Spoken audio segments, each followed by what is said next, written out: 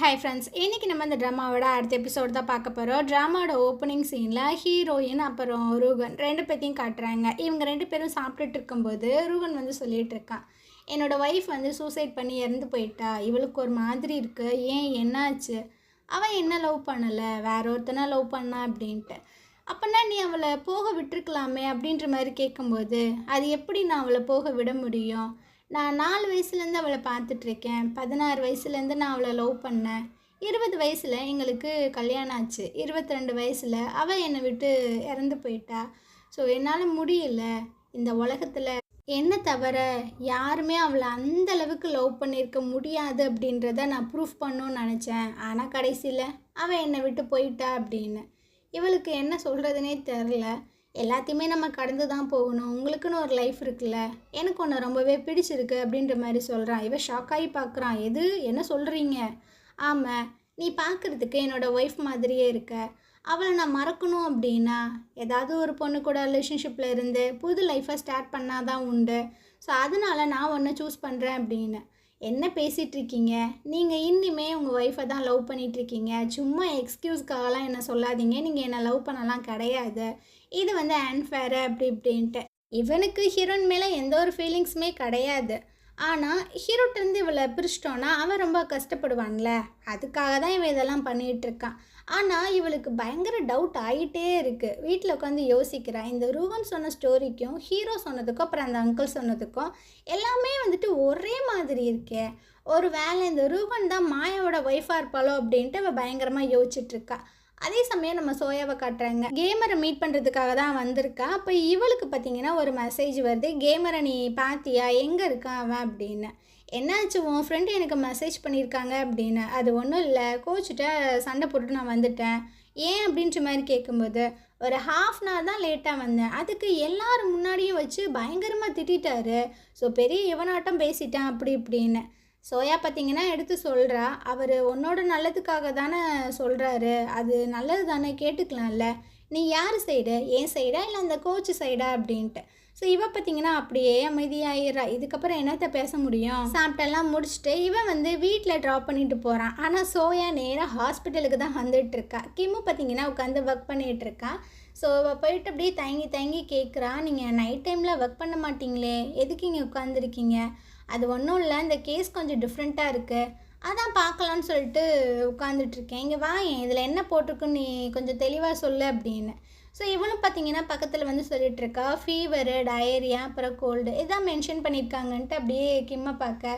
கிம்மும் பார்த்திங்கன்னா அப்படியே விடாமல் பார்த்துட்டே இருக்கான். ஸோ 2 பேர்த்துக்கு நடுவில் அந்த காதல் மலரும்னு பார்த்தா டக்குன்னு வந்துட்டு கிம்மு சொல்லிகிட்டு இருக்கான். ஆனால் இது 2 விஷயங்கள் வந்து மிஸ் ஆகிருக்கு, ஒன்று சிக்னேச்சர், அப்புறம் டேட்டு. இந்த மாதிரி தப்பாக நீ பண்ணவே கூடாது, அப்போ தான் நீ பர்ஃபெக்டான ஒரு டாக்டராக வர முடியும், ஓகேவா அப்படின்னு. ஸோ இவன் பார்த்திங்கன்னா சரி ஓகே, அப்புறம் நாளைக்கு வரும்போது எனக்கு 5 முட்டை வாங்கிட்டு வா அப்படின்ற மாதிரி சொல்கிறான். தின்னி பண்டாரான் அப்படின்ட்டு. இவள் பார்த்திங்கன்னா அங்கேருந்து கிளம்பிடுறா. இவள் போனதுக்கப்புறம், ஏண்டா ஒரு பொண்ணுக்கிட்ட 5 முட்டையாடா கேட்பா, முட்டாள் முட்டாள் அப்படின்ட்டு அவனே திட்டிகிட்டு இருக்கான். இந்த சைடு நம்ம ஹீரோனை காட்டுறாங்க. இவள் பார்த்திங்கன்னா ஹீரோட்ட வந்து சொல்லிகிட்டு இருக்கா, நான் உங்ககிட்ட ஒரு முக்கியமான விஷயத்தை பற்றி கேட்கணும், என்ன அப்படின்ற மாதிரி கேட்கும்போது, அந்த ரூஹன் வந்துட்டு மாயாவோட ஹஸ்பண்ட் தானே அப்படின்னு. இவன் பார்த்திங்கன்னா ஆமாம் அப்படின்ற மாதிரி சொல்கிறான். ஏன்டா அதை நீ முன்னாடியே என்கிட்ட சொல்லலை, ஏன் என்கிட்ட இருந்து மறைக்கிற அப்படின்னு. ஏன்னா அவன் இங்கே வந்ததுக்கு காரணமே என்னை ரிவெஞ்ச் எடுக்கணும் அப்படின்னு தான். என்ன சொல்ல வர எனக்கு புரியல. இவன் அவனோட லாயரை வச்சு என்கிட்ட பேசினா. ஸோ அந்த டாக்குமெண்ட்ஸு, சர்டிஃபிகேட்ஸ் எல்லாத்தையுமே நான் சப்மிட் பண்ணணும். பட் என்னால் அந்த டாக்குமெண்ட்ஸு, சர்டிஃபிகேட் எல்லாத்தையுமே அமெரிக்காலேருந்து வாங்க முடியாது, ஏன்னா அந்த லாயர் வந்துட்டு அந்த வீடியோ வச்சு என்னை மிரட்டுறான் அப்படின்ட்டு. ஆனால் அதில் ஓன் தப்பு கிடையாதே, அவள் பண்ணதுக்காக நீ ப்ளேமாக தானே வாங்கியிருக்க, பட் எவிடன்ஸ்னு ஒன்று இருக்குல்ல, அது அவனுங்க சைடு பக்காவாக இருக்குது, எனக்கு என்ன பண்ணுறதுனே தெரியல, நம்ம 2 பேரும் சேர்ந்து இந்த ப்ராப்ளமை சால்வ் பண்ணலாம் அப்படின்னு. இல்லை வேணாம், இது ரொம்பவே டேஞ்சர், நீ இதுலேருந்து கொஞ்சம் தூரமாகவே இரு அப்படின்ற மாதிரி சொல்கிறான். ஸோ மறுநாள் காலையில் ரூகன் பார்த்திங்கன்னா அதை தான் கேட்குறான், ஹீரோ வந்து அக்ரிமெண்ட் எல்லாத்தையுமே சைன் பண்ணிட்டானா, சர்டிஃபிகேட் எல்லாமே சப்மிட் பண்ணிட்டானா அப்படின்னு. ஹீரோயின் பார்த்திங்கன்னா அப்படியே பார்க்குறா, நான் உங்ககிட்ட கொஞ்சம் பேசணும் ஹீரோவை பற்றி, அவனோட டீம் லீடராக பேசணும் அப்படின்னா இங்கே பேசுங்க, இல்லை கேர்ள் ஃப்ரெண்டாக பேசணுன்னா நம்ம தனியாக போய் பேசலாம் அப்படின்னு. அப்போ ஹீரோ பார்த்திங்கன்னா வந்துட்டுருக்கான், நான் தான் உங்ககிட்ட கொஞ்சம் பேசணும் அப்படின்னு. ஸோ எல்லாருமே கீழே வெயிட் பண்ணுறாங்க. ஹீரோ பார்த்திங்கன்னா சொல்லிகிட்ருக்கு, உன்னோட லாயர் வந்து என்னை மீட் பண்ணி பேசினாரு. ஆமாம் ஆமாம், உன்னால் எதுவுமே பண்ண முடியாது, அதனால் மரியாதையா அமெரிக்காவுக்கு ஃப்ளைட்டை பிடிச்சி ஓடி போயிரு அப்படின்ட்டு. இனி ஹாஃப் அன் ஹவர் இருக்குல்ல, ஹாஃப் அன் ஹவரில் நீ என்ன பண்ண போகிற? எல்லாம் பண்ணுவேன், இந்த பென்ட்ரைவை இதை நீ பார்க்கறதுக்கு கரெக்டாக இருக்கும் அப்படின்ட்டு. ஸோ அவனும் பார்த்தீங்கன்னா ஆன் பண்ணி பார்த்துட்ருக்கான். ஹீரோ சொல்லிகிட்டு இருக்கான், உங்கள் அப்பா ஸ்டார்டிங்கில் பிஸ்னஸ் பண்ணும்போது பண்ண ஃப்ராட் தனம் எல்லாமே இதில் இருக்குது. இதை மட்டும் இப்போ நான் வெளியே விட்டேன் அப்படின்னா உன்னோட நிலைமை என்ன ஆகும்? ஐயையோ, நினச்சி கூட பார்க்க முடியலையே, என்னை பயமுறுத்துறியா? அது உங்ககிட்ட இருந்து தான் நான் கற்றுக்கிட்டேன் அப்படின்னு. ஸோ கீழே எல்லாருமே வெயிட் பண்ணிகிட்டு இருக்காங்க. 2 பேரும் கீழே இறங்கி வராங்க. சார் என்னாச்சு, என்ன பேசுனீங்க அப்படின்னு. எல்லாமே ஓகே தான், நோ ப்ராப்ளம், இவன் ஆல்ரெடி போட்டு அந்த அக்ரிமெண்ட்டே வச்சுக்கரலாம், புதுசாலாம் போட வேணாம் அப்படின்ட்டு ரூகன் சொல்லிகிட்டு இருக்கான். ஹீரோனுக்கு ஆச்சரியமாக இருக்குது. டேய் அப்படி என்னத்தடா சொன்னேன் அப்படின்ட்டு. அதுவா, அவன் என்கிட்ட என்ன பண்ணானோ அதே தான் அவனுக்கும் நான் திரும்ப பண்ணேன். So solved. அப்படியே ஹாரியோட லேபில் காட்டுறாங்க. இவர் பார்த்தீங்கன்னா அவங்க எம்ப்ளாயிஸ் எல்லாருக்கிட்டையுமே பயங்கரமாக கத்திட்டு இருக்காங்க. என்ன தாண்டா பண்ணுறீங்க, ஏன்டா ரிசல்ட்டே வரமாட்டுது, இந்த அனிமல் டெஸ்ட்லேயே ஏன்டா முக்கிட்டு இருக்கீங்க அப்படின்னு. அந்த நேரம் ஜூ பார்த்தீங்கன்னா கால் பண்ணுறா. உங்களோட லேபில் எந்த மாதிரி விஷயங்கள் நடக்குது, சிச்சுவேஷன் என்ன அப்படின்றது எல்லாமே எனக்கு தெரியும். அதை விட பிளான் ஓவோட ஃபார்முலா கூட எனக்கு தெரியும். நான் சொல்கிறத கேளுங்க, அதுக்கப்புறம் நான் உங்களுக்கு ஹெல்ப் பண்ணுறேன் அப்படின்ற மாதிரி இந்த அம்மா சொல்லுது. ஸோ அதனால் இவர் பார்த்திங்கன்னா ஒரு வேலையை பார்த்து விட்றாரு. டிவியில் பேட்டியெல்லாம் கொடுத்துட்ருக்காரு. ஹீரோயின் வந்து என்னோடய லேபில் தான் ஒர்க் பண்ணால், எங்களோட ஐடியாஸு டேட்டாஸ் எல்லாத்தையுமே அவள் திருடிட்டா. மறுநாளே சைனாவில் இருக்கிற பிளான் ஓ அப்படின்ற ஒரு லேபில் வந்துட்டு அவளை வேலைக்கு எடுத்துக்கிட்டாங்க. ஸோ நாங்கள் என்ன ப்ராஜெக்ட் பண்ணுறோமோ அதே தான் அவங்களும் அங்கே பண்ணிகிட்ருக்காங்க அப்படின்னு. இந்த விஷயம் பார்த்திங்கன்னா எல்லாத்துக்கும் அப்படியே பரவிட்டுருக்கு. சோயா அதை பார்த்துட்டு பயங்கர டென்ஷன் ஆகிட்டுருக்கா. கிம்மிட்ட போய் புலம்பிட்டுருக்கா, எதுக்கு எங்கள் அக்காவுக்கு இந்த மாதிரி நடக்குது, அவள் ரொம்பவே நல்ல பொண்ணு, இந்த மாதிரிலாம் பண்ணியிருக்க மாட்டா அப்படின்னு. உங்கள் அக்காவை பற்றி எனக்கு நல்லாவே தெரியும், எல்லா பிரச்சனையுமே அவள் சால்வ் பண்ணிடுவா, ஸோ நீ அமைதியாக மட்டும் இரு அப்படின்னு. அந்த சைடு நம்ம ஹீரோனை பார்த்தீங்கன்னா ஹாங்கு பிடிச்சி திட்டிகிட்டு இருக்காரு. என்னம்மா நடக்குது அப்படின்னு. சார் என்னோட ஐடியாவை திருடி தான் அவர் வந்து கேர் அப்படின்ற புக்கே ரிலீஸ் பண்ணாங்க. ஏம்மா என்னை பார்த்து உனக்கு என்ன பைத்தியம் மாதிரி தெரியுதா? என்ன சார், நான் உண்மையை தான் சொல்கிறேன். சரி, அவரோட ஐடியாவை நான் திருடிட்டேனே வச்சுக்கோங்களேன், அப்புறம் ஏன் அவர் அனிமல் டெஸ்ட்லேயே நின்றுட்டுருக்காரு? நான் ஏன் அனிமல் டெஸ்ட்டெல்லாம் முடித்து கிளினிக்கல் டெஸ்ட்டோட ஃபஸ்ட்டு ஃபேஸே நான் முடிச்சிட்டேன், செகண்ட் ஃபேஸ்க்கு நான் எப்படி போக முடியும்? சொன்னால் புரிஞ்சுக்கோங்க அப்படின்னு. ஸோ ருகன் பார்த்தீங்கன்னா ஆமாம் இதுவும் ரைட்டு தானே அப்படின்ற மாதிரி அப்படியே நல்லவனாட்டம் நடிச்சுட்டு இருக்கான். நான் வந்து ப்ரெஸ் பீப்புள்ஸ் எல்லாத்துக்கிட்டுமே என்னோடய ஸ்டேட்மெண்ட்டை சொல்கிறேன், கண்டிப்பாக எல்லாருமே நம்புவாங்க அப்படின்னு. ஸோ அதுக்கான ஸ்டேட்மெண்ட் எல்லாத்தையுமே டைப் பண்ணிகிட்டு இருக்கும்போது ஹீரோ வரான். உனக்கு ஏதாவது ஃபீலாக இருக்கா? ஐயையே, அந்த ஹாரி வந்துட்டு கூமுட்டை, அவனை நினச்சினா நான் ஃபீல் பண்ண மாட்டேன், நாளைக்கே எல்லா பிரச்சனையும் சால்வ் ஆயிரும் அப்படின்ட்டு. இவ பார்த்திங்கன்னா ரொம்பவே கான்ஃபிடென்ட்டாக தான் அங்கேருந்து வந்துட்டுருக்கா. ஸோ இவளோட ஸ்டேட்மெண்ட் எல்லாத்தையுமே ரூகனுக்கு பார்த்திங்கன்னா சென்ட் பண்ணுறாங்க. அதாவது ப்ரெஸ் பீப்புள்கிட்ட என்ன பேச போகிறாங்க வைக்க போகிறாங்க அப்படின்னு. அதை வந்துட்டு ஜூட்டை காட்டும்போது அவனும் சொல்லிகிட்டு இருக்கா, ரொம்பவே பவர்ஃபுல்லான வேர்ட்ஸ் எல்லாம் இருக்குது, கண்டிப்பாக அவள் வந்து ப்ரூஃப் பண்ணிடுவா, இதுலேருந்து வெளியே வந்துடுவா அப்படின்னு. அப்படிலாம் நான் அவளை வர விடமாட்டேனே, நாளைக்கு பாரு என்ன நடக்குது அப்படின்னு இவன் வில்லத்தனமாக பேசிகிட்டு இருக்கான். ஸோ மறுநாள் காலையில் ஹீரோன் பார்த்திங்கன்னா நல்லா தூங்கிட்டு இருக்கா. அப்போ சோயா ஓடி வந்துட்டுருக்கா. எந்திரி எந்திரி இங்கே பாரு அப்படின்னு.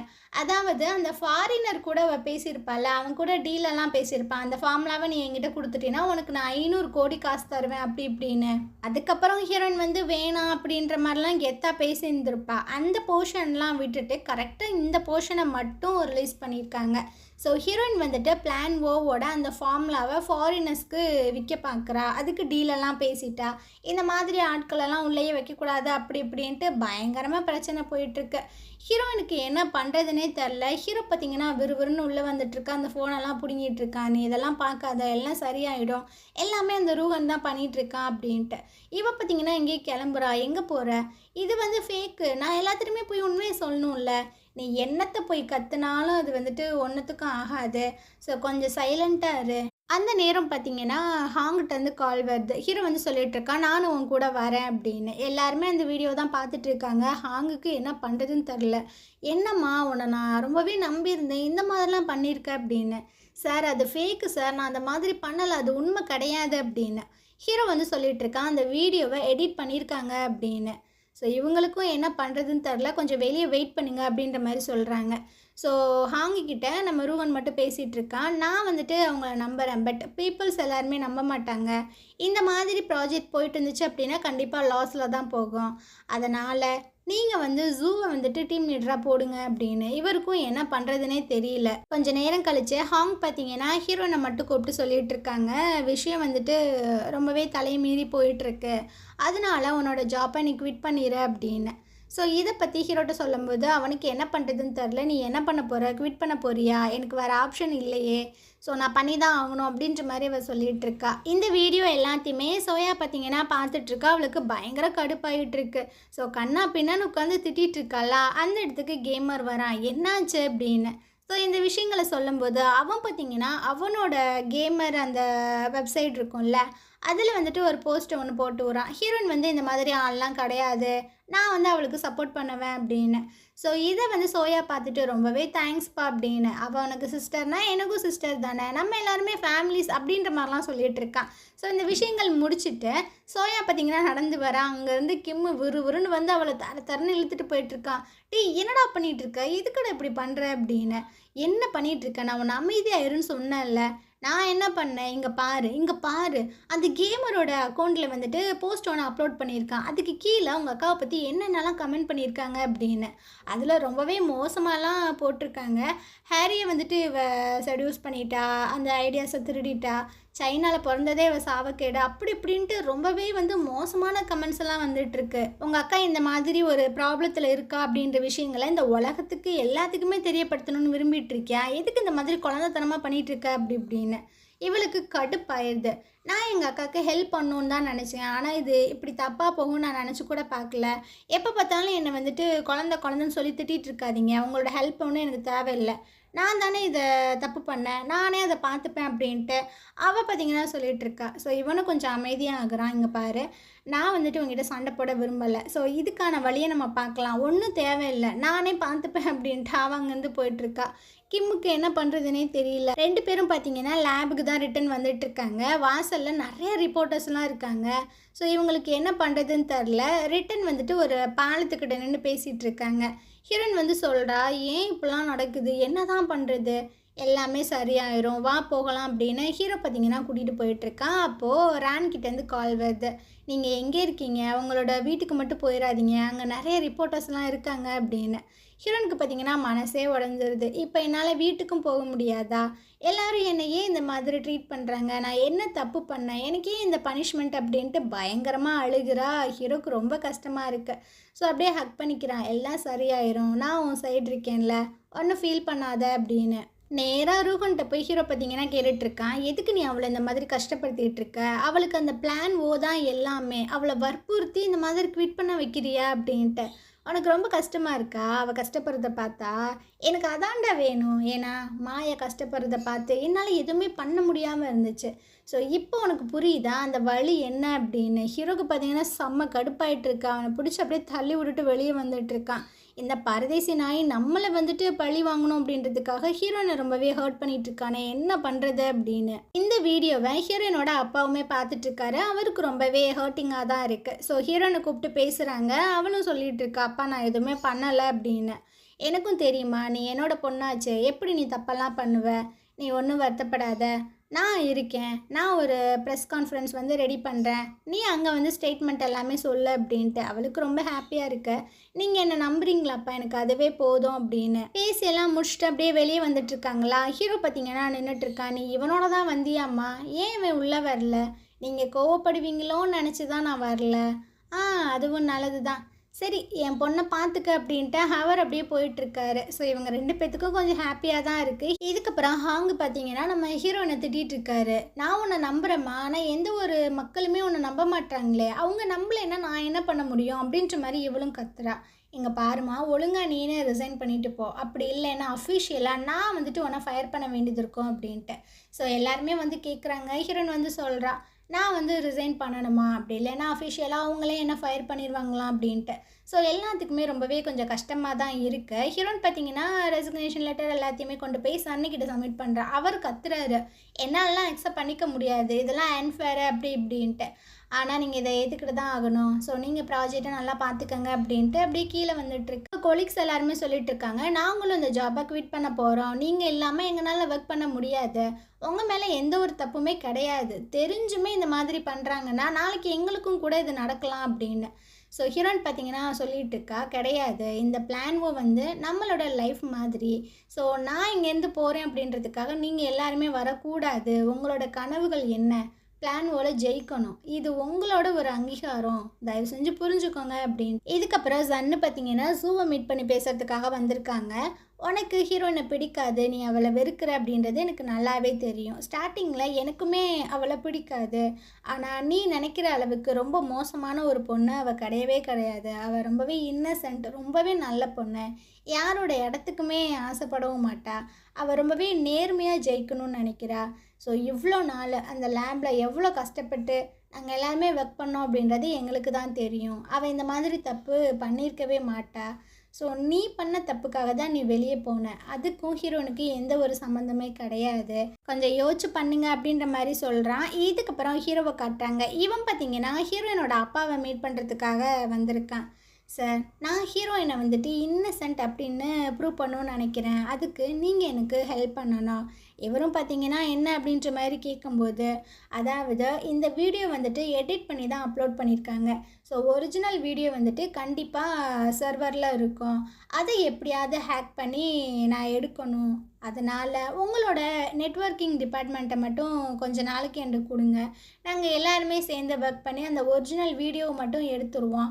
ஸோ இதுக்கப்புறம் ஹீரோயின் வந்துட்டு எந்த ஒரு தப்புமே பண்ண கிடையாது, அவள் இன்னசென்ட் அப்படின்னு நம்ம ஈஸியாகவே ப்ரூவ் பண்ணிடலாம். இதை மட்டும் எனக்கு பண்ணுங்க அப்படின்ற மாதிரி கெஞ்சி கேட்டுட்ருக்கான். ஸோ இந்த இடத்துல இந்த எபிசோடு முடியுது. நாளைக்கு நம்ம அடுத்த எபிசோடு பார்க்கலாம். இந்த ட்ராமா உங்களுக்கு பிடிச்சிருந்தது அப்படின்னா கண்டிப்பாக நம்ம சேனலுக்கு சப்போர்ட் பண்ணுங்கள். தேங்க்யூ.